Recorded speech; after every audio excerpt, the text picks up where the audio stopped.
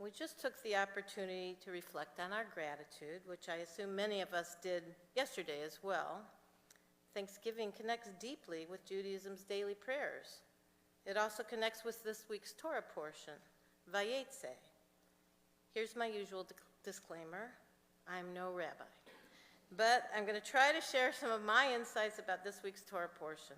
It's the 7th chapter in the first book of the Torah, and it's full of meaningful events about the life of Jacob. If you read the whole thing, all of the 12 tribes are born in this chapter, okay? He gives birth to a lot, his wife gives, and handmaidens give birth to a lot of children. But because this year is the Parashat immediately following Thanksgiving, I'd like to focus on a momentous event at the very beginning of the chapter. The Parashat opens with the first part of the journey of Jacob. Yet Vayetzei actually means, and he went out. Fleeing the wrath of his brother, whose birthright he purchased and whose blessing he stole, Jacob is going back to the old country to see his relatives in Haran, his uncle Laban, his mother Rebekah's brother. Jacob stops for the night and has his famous dream of a ladder with angels on it going up and down between heaven and earth. God appears to Jacob during his dream and makes this promise. The land on which you are lying, I will give to you and to your descendants. Through you and your descendants, all the families of earth shall find blessing. And here I am with you.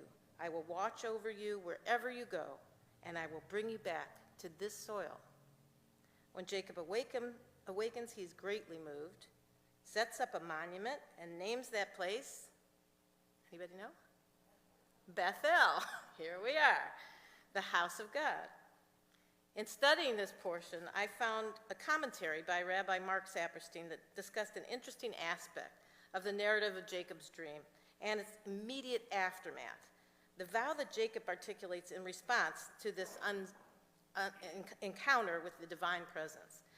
It's a bit disturbing that the vow Jacob articulates in response to this encounter is totally conditional.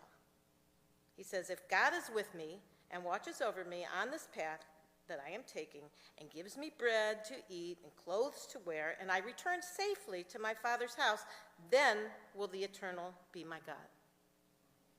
It seems like an opportunistic bargain, far removed from our understanding of genuine religious faith. If God does what I want, fulfills what I need, then I'll do something for God in return.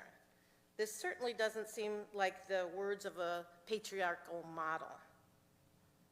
In the Middle Ages, the rabbinic commentator Rashi interprets Jacob's words not as an expression of skepticism on Jacob's part. If God fulfills his part of the bargain, then I will accept him as my God, but rather as an expression of humility on Jacob's part, recognition that something can still go wrong and the future is now up to me.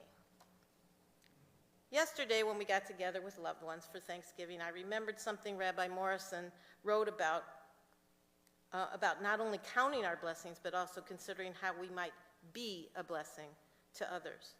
I want to share the story of someone who exemplifies being a blessing. We have a friend, a Jewish friend, who was born and grew up in New Hampshire, but has lived 30 years of his adult life in Jerusalem. Jared is a Jewish educator, an Israel educator, and a tour guide. He was our tour guide in Israel. He has spent his life educating the world about the histories and narratives of Jews, Christians, and Muslims in the Holy Land. He has worked tirelessly in creating encounters and building relationships across cultures and borders, forging partnerships and friendships with a broad spectrum of people in every corner of the land of Israel.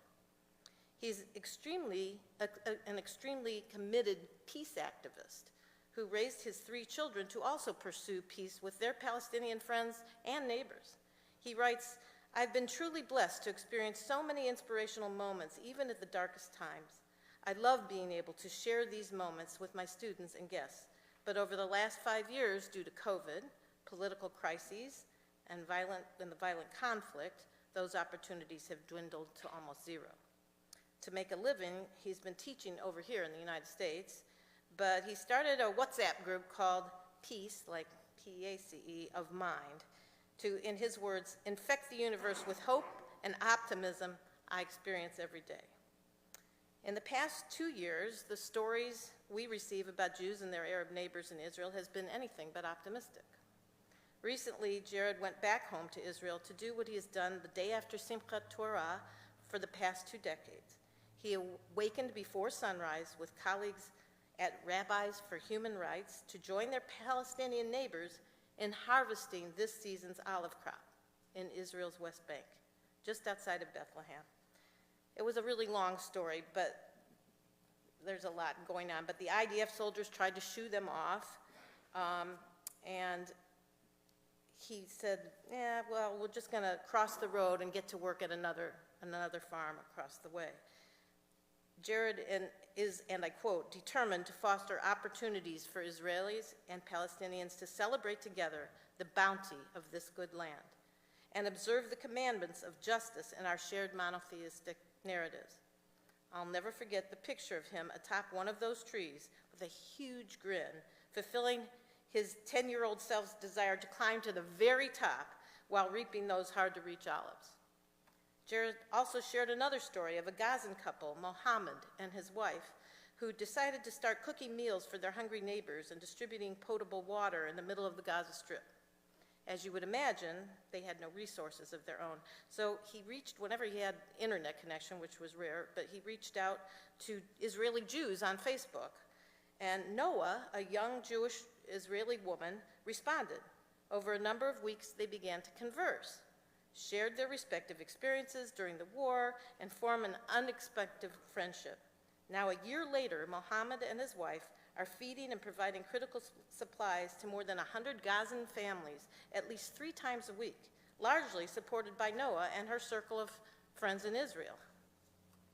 The Palestinians are getting to know a very different Israeli than the ones that they hear about in the media, and the Israelis are getting to know a community of Palestinians who have nothing to do with Hamas and are desperate to rebuild their lives. Our friend in Israel, Jared, he embodies Rashi's explanation of Jacob's dream, the fact that the future is up to us. In Jacob's dream, God promised, I will bring you back to this soil.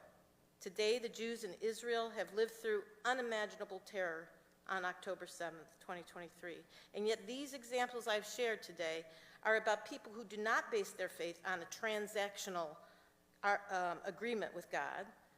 They are not only appreciative of God's blessings, but they're actively engaging in radical acts of tzedakah. In our November scroll, Rabbi Morrison wrote that in Jewish traditions, recognizing good is a sacred practice. To be thankful is not just to feel appreciation, but to be moved by it, to respond by reaching outward.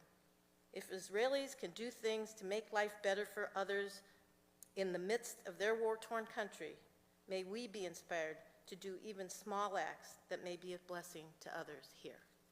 Shabbat Shalom. Shabbat Shalom.